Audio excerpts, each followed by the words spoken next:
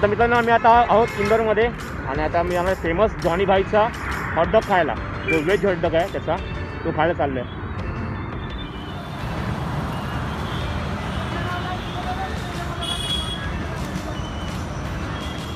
हो, छप्पन dream street.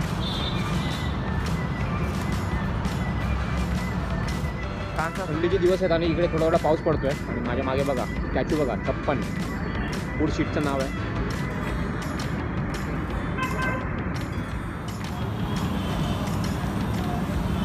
बघा मित्रांनो, आता आम्ही आहे जॉनी हॉटडॉग खातो इकडे इंदोरमध्ये. आणि बघा इकडे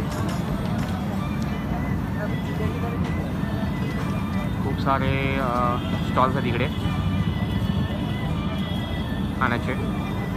विशेष म्हणजे बघा नंबर बघा मराठीमध्ये आहेत सगळे स्टॉलचे. बहुत दूर तक है.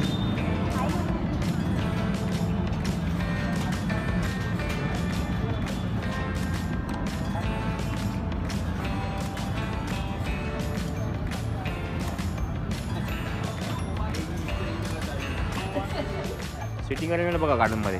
वाव.